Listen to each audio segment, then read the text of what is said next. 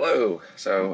We're here this week in the Soccer 101 lecture to discuss social selves. So I'll be breaking this up into 4 parts: socialization, deviance and difference, power, bodies, technology, and individualization. So let's get into part 1, socialization.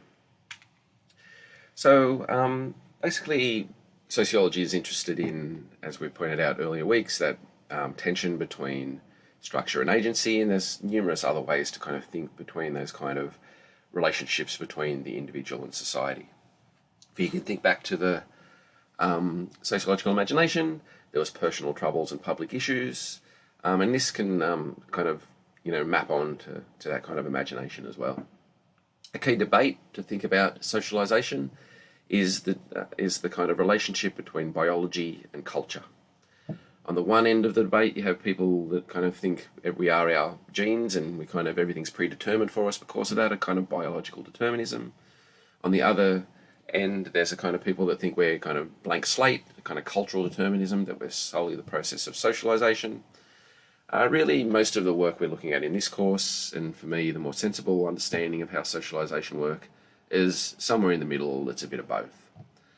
You can see this in things like the different theories that I'm about to talk about, but particularly in things like twin studies that I'll go into more detail in a sec. Now, these debates have had huge consequences throughout, human history.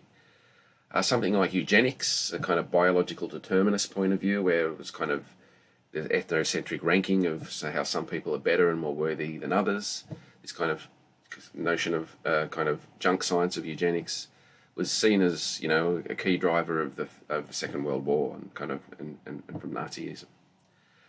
The notion of survival of the fittest that comes from evolutionary science also has kind of notions of this biological determinism in it as well. But again, more kind of sensible natural scientists kind of point out the different social and cultural aspects of how things evolve as well. So to kind of go into some more detail here, the notion of the genetic self has become a particular dominant way that individuals are thought of in kind of the mainstream. Genetics can tell us about a person's ancestry, tell us about their health outcomes, or can be somewhat predictive of the future. And we can identify kind of more prevalence or predisposition to things like some cancers and diabetes and heart disease. But only some, and only in some instances, and only a kind of certain percentage. It's really important to kind of think about how genes don't determine our lives and are not a precondition for many of the things that we go through in our day-to-day life, and environmental factors in particular contribute a lot to this kind of thing. So the kind of relatively new and rising field of epigenetics is a kind of a good example of this. It seems our genes currently are affected by environmental conditions and life choices of our parents and grandparents. So those that grow up in stressful situations, famine, sickness, high stress and things like that, may lead to particular genetic markers, through descent. But this is kind of heritable in that sense, but it's not deterministic and can be reversible. But it can also show how, people in current generations can feel and go through forms of social suffering as a kind of response or as a mechanism from previous generations. Twin studies in particular are kind of been very helpful to think about the kind of balance between nature and nurture and culture and biology. Twin studies are generally done about particular health issues, for one, and they kind of show that we're not really a blank slate, that we are influenced by our genetic background from our parents, but also so there's a bunch of environmental and social things that determine how we turn out and determine, the various kind of health things we may be predisposed to or whatever. A very prominent one is that on schizophrenia.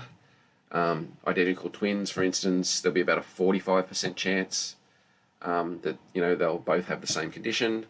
So these kind of studies show that, while twins will share, very close genetics, often will have their own environment. Sometimes they'll have a more unique environment, and then that means, there's kind of combination of things going on. This is particularly the case when twins are brought up separately, which happens sometimes in different places or by different parents, and there's often a kind of further divide between them, how they turn out as people. So, in terms of the sociological theories of socialization, as I said, increasingly there's a middle ground positions between the combination of nature and nurture, biology and cultural things influence our socialization.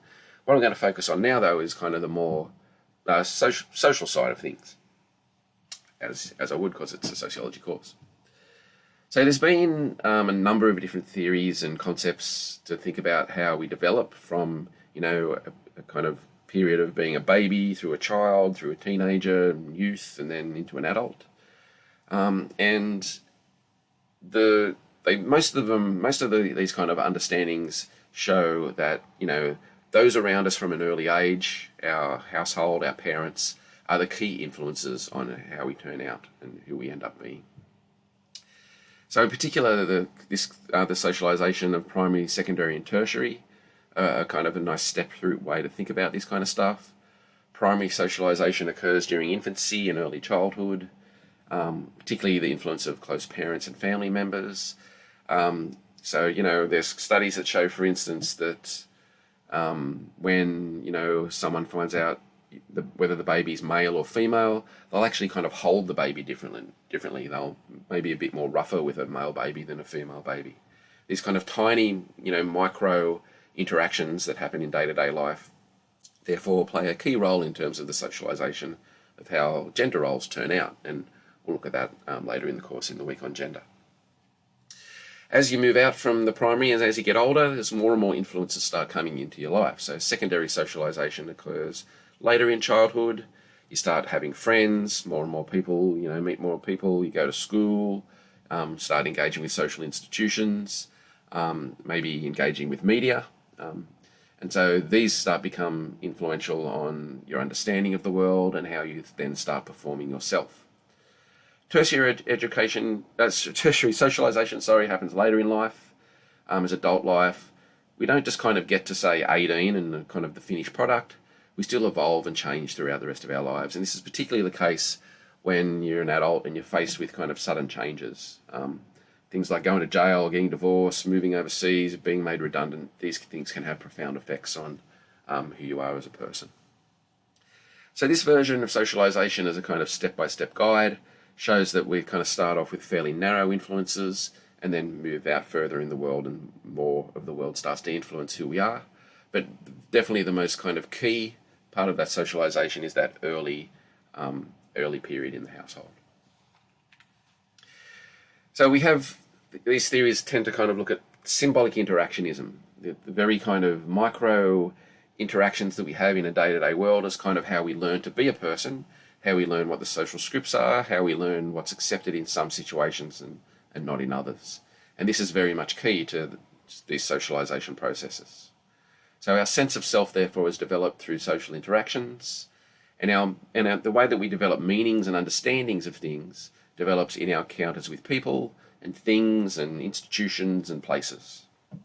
So we learn what behaviours are to be expected in others, and we learn to regulate ourselves in reaction to how other people kind of view us and react to the way that we're behaving. George Herbert Mead talked about this in terms of the difference between the self, constituted between two parts, the I and the me. The I is that active person, the instinctive, the impulsive. The me is the more kind of social self that conditions the way that the I should behave in certain situations. So Mead argues that we're kind of constantly in dialogue with ourselves as we go through our daily experiences, ensuring that we kind of conform to what's expected in those kind of day-to-day situations. Another similar version to this is Cooley's version of the looking glass self. How we develop our sense of self and our sense of way of being in the world by kind of regulating ourselves through our reaction, through the way that others react to us. So this is 3 stages according to Cooley. We imagine how we appear to others, we observe how others react to us, and then we develop kind of feelings about this kind of stuff, about these judgments, about the way that others have made us feel through those reactions. And then we kind of self-regulate ourselves as we move through the world. So this is kind of the looking glass self.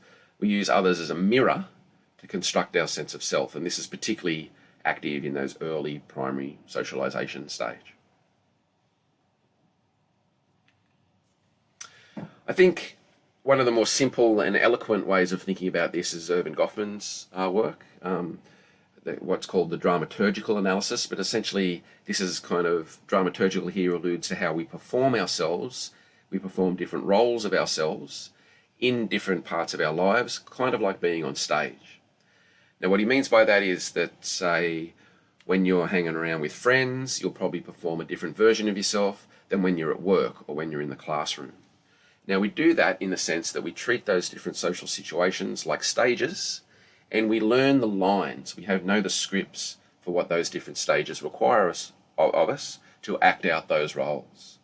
Most of us want to kind of be in the world in a kind of relatively convivial and easygoing way. We want to get on with people. We want people to think we're a good person or a cool person or a good father or a good daughter or all this kind of stuff.